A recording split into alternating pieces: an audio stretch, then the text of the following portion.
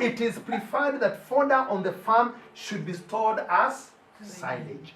You work on it, digest it, and leave it there. The animal will only complete and start extracting. The secret is to make sure you make the work of nutrient extraction very, very easy for a cow, so that your factory of milk production, your factory of manufacturing meat, your factory of producing fertility, your factory of producing growth will easily work that raw material to finished products very fast at reduced stress, reduced energy, and reduced time. And then you will not find a lot of unutilized nutrients in the cow dung. It is preferred that you turn most of those into silage. Cows should be fed on silage about 80% or 90%. You can only get a little bit of green grass to snack at.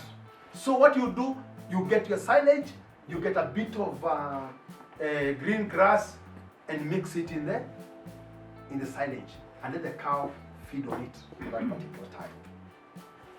Cows are ruminants. They cannot utilize feeds unless that feed has fermented. That is the procedure. Apart from some part of the feeds, like some amino acids or some proteins that are digested beyond the rumen, and those are from very few products. Like, say, for example, sunflower. That one doesn't need to be fermented because the nature of how a cow utilizes silage, sunflower, is different from the way it utilizes any other things like carbohydrates. Storing feeds in silages helps them to digest feed and greatly minimize wastage. Now, you should be bothered about wastage. Never be cheated that wastage is just wastage. Look, if you don't think wastage is a big issue, you carry your 100,000 shillings in the pocket. Lose like 30,000 and still have comfortable sleep. You get? Pilferage or wastage of nutrients is something that greatly affects our production, greatly affects our attainment of the vision and the mission of our enterprises. So we must always learn to make sure that we do not do wastage. We should always guard against wastage. Storing feeds in barns leads to a lot of wastage and spoilage, as they also get exposed to aflatoxins and other mycotoxins. If you have a barn of hay like this, the whole of this is a store of hay.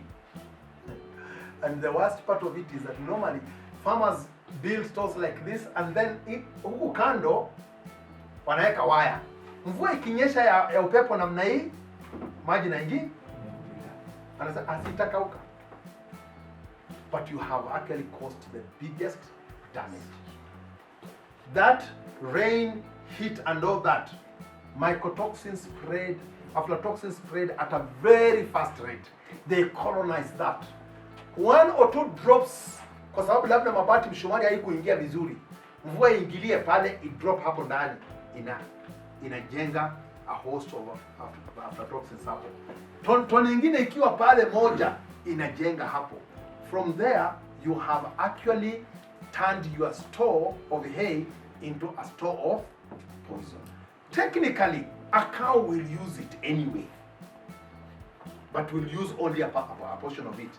But it will cause a lot of other damages that you may never know.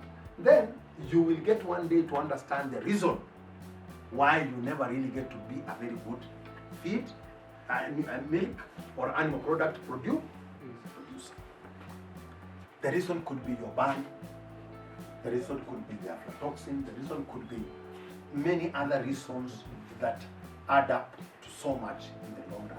Then you get content with 20 liters per cow, when your cow does really 50.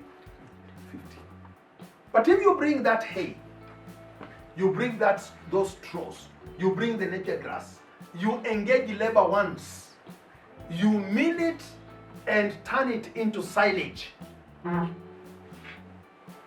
You store it as silage. Silage is a storage in an airtight condition. Aflatoxin cannot survive there. They cannot go there. Mycotoxins cannot. Rodents cannot. And all that. When they now form that, when that is in that state, it can stay great 1 year, 2 years, 5 years. It is still perfectly stored. It is like you brought your stuff and stored it inside the honey. No bacteria, no harmful pathogen can get to it. It is preserved. Now, knowing that is very good. Knowing it and not acting on it is actually immoral.